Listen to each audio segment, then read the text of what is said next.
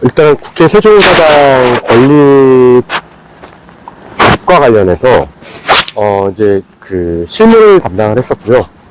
법안에 이제 그 성안 작성이죠. 발의가 아니라 성안을 갖다가 이제 했습니다. 그래서 명칭을 분원해서 의사당으로 국회 세종 의사당으로 바꿨고요. 그 다음에 이제 운영위 회의라든가, 그 다음에 이제 법안심사 소위라든가, 공청회라든가, 아니면 연구 용역 같은 경우는 갖다 일일이 다 챙겼습니다. 다 챙겼는데, 그런 과정을 통해서 논문도 발표를 했고요. 그래서 이제 그런 것들을 이제 토대로 봤을 때는 행정수사특별법이 제가 보기에는 사실 상당히 좀 무겁지 않나라는 생각이 듭니다. 지금 이제 개헌이 되지 못한 지가 39년, 그 다음에 단일 쟁점으로 국회를 세종으로 옮기지 않은 그 단일 쟁점 하나만으로 11년이 걸렸습니다. 근데 이제 행정수사특별법이라는 법이 지금 이제 헌법을 개정해야 되는 사안도 있습니다. 예를 들어 이런 거죠. 행정수도, 그러니까 세종시가 행정중심 복합도시로 지금 되어 있는데, 이 명칭을 갖다가 이제 행정수도로 바꾸려고 합니다. 근데 그게 특별법에다 담는다는 게 개헌이 없이는 사실 좀 불가능하지 않을까라는 생각이 들고요.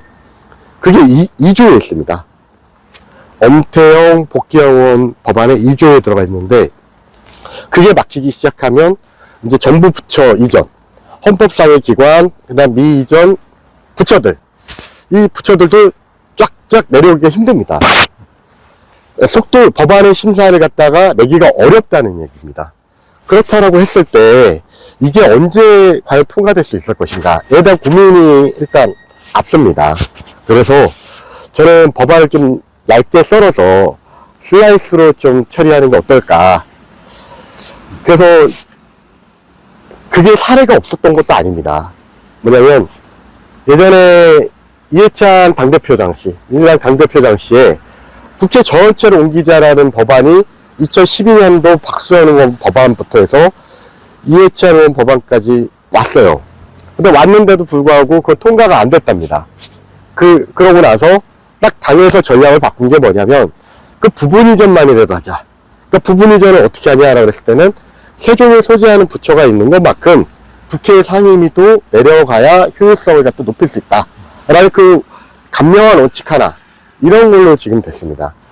행정수사 특별법 역시 법안을 갖다가 다 통과시키는 것보다는 의미 있다라고 생각하는 조항들, 그 다음에 개별법들을 갖다가 하나씩 통과시키는 게 어떨까.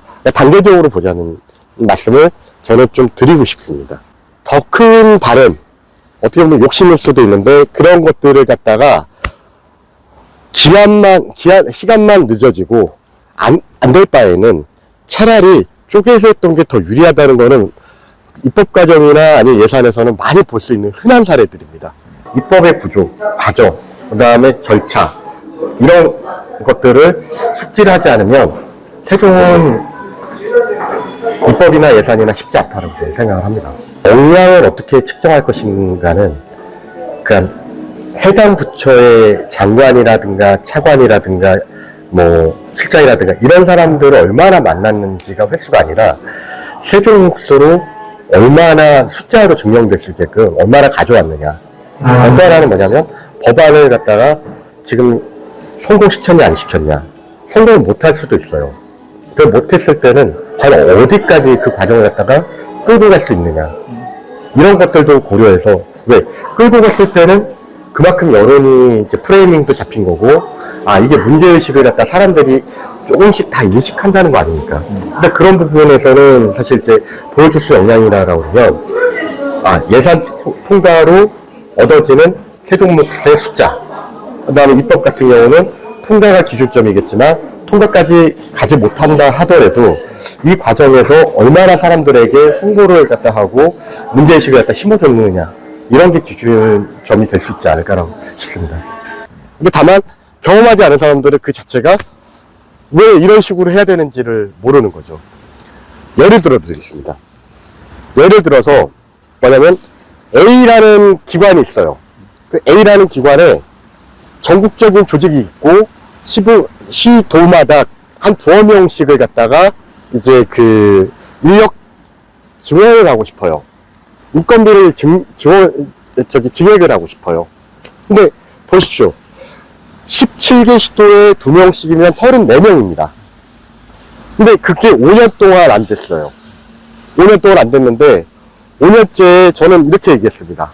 뭐냐면 이거를 갖다가 각 시도마다 2명을 하지 말고 이거를 갖다가 협상으로 1명씩으로 하던가 아니면 이조차도 5명씩을 갖다 하면 어떨까라는 얘기를 했고 실제로 그게 조금은 반영이 됐습니다.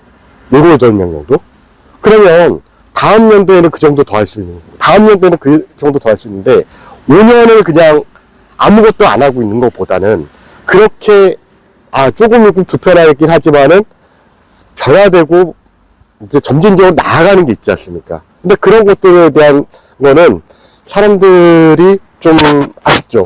한 방에 다 해야 된다는 그 생각 때문에. 그래서 저는 점진적으로 하나씩 풀어가는 게 예산이든 법안이든 맞다라고 봅니다. 이제 이런 거죠. 뭐냐면 이제 지도부에서 할 수 있는 얘기 같은 경우는 지금 선거 때고 정치적인 메시지라고 저는 생각을 합니다. 근데 그 메시지는 메시지대로 정치적인 의미만 담으면 되는데 그게 실질적으로 법안 협상에 도움이 되느냐 같은 경우도 봐야 되지 않습니까? 근데 그런 부분 같은 경우는 연결이 안 되는 것 같아요.